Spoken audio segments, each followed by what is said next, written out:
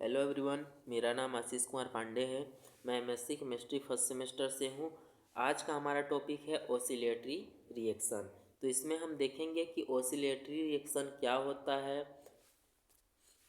Oscillatory reaction. An oscillatory reaction is the chemical reaction in which the concentration of reactant and product keep increasing and decreasing repeatedly over time.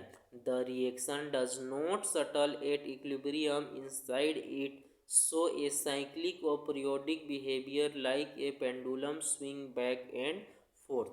इसका मतलब ये है कि एक ऐसी रासायनिक अभिक्रिया है जिसमें प्रोडक्ट और रिएक्टेंट की सांद्रता समय समय पे क्या होती है, इंक्रीज होती रहती है या फिर डिक्रीज होती रहती है। इन्हें ही हम क्या बोलते हैं, ओसिलेटरी रिएक्शन। यानी कि प्रतिक्रिया आगे पीछे झूलती रहती है, कभी एक दिशा में बढ़ती है तो कभी दूसरी दिशा में बढ़ जाएगी। इसको हम सरल भाषा में देखें तो it is a reaction that change its colour A composition again and again following A repeating cycle. इसका मतलब ये है कि ऐसा रिएक्शन जो बार बार अपने कलर, सांद्रता अथवा अवस्था क्या करती रहती है, चेंज करती रहती है। जैसे पेंडुलम इधर उधर झूल रहा हो, इसकी प्रतिक्रिया इक्विलिब्रियम पर जाकर नहीं रुकती बल्कि समय समय पर क्या करती रहती है, साइक्लिक रूप से चलती रहती है। Why do oscillation happen.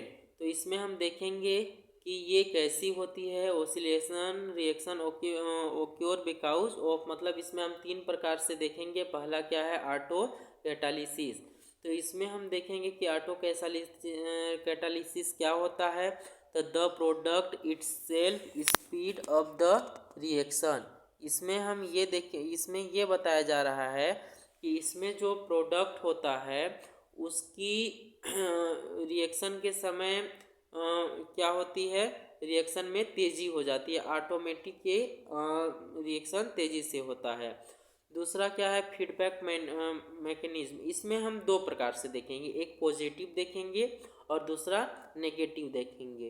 Positive में हम देखते हैं, पॉजिटिव में जब हम रिएक्शन कराएंगे तो इसमें हम देखेंगे क्या कि इसमें जब रिएक्शन होता है तो जो रिएक्शन की गति होती है वो ऑटोमेटिक इसमें क्या हो जाती है, स्पीड हो जाता है, स्पीड ऑफ द रिएक्शन। इसमें रिएक्शन क्या हो जाता है, ऑटोमेटिक स्पीड हो जाता है। दूसरा नेगेटिव फीडबैक। तो इसमें जब हम रिएक्शन करवाते हैं तो क्या हो जाता है कि स्लो डाउन द रिएक्शन, मतलब नेगेटिव में जब रिएक्शन होता है तो ऑटोमेटिक इसमें जो रिएक्शन होता है वो कैसा हो जाता है, स्लो डाउन रिएक्शन हो जाता है।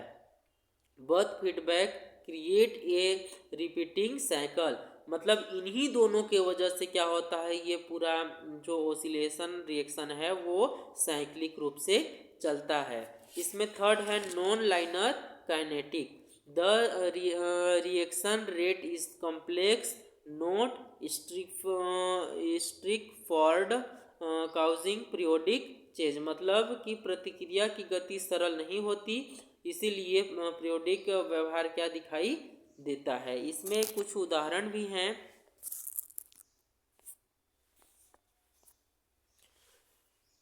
जैसे बीजेड रिएक्शन में देखेंगे तो the most well known oscillatory reaction the solution change colour repeatedly, मतलब इसमें क्या होता है कि जब इस रिएक्शन को हम कराएंगे तो इसमें जो सोल्यूशन रहेगा उसका क्या हो जाएगा, कलर चेंज हो जाएगा, बार बार बदलता है। जैसे ऑरेंज से ब्लू, ब्लू से कलरलेस, कलरलेस से ऑरेंज हो जाएगा, इसी प्रकार इसका कलर चेंज होते रहता है। दूसरा हम देखेंगे क्लॉक रिपीटिंग में, मतलब ये कहें तो घड़ी के रूप में चलता रहता है, बार बार चेंज बदलता रहता है।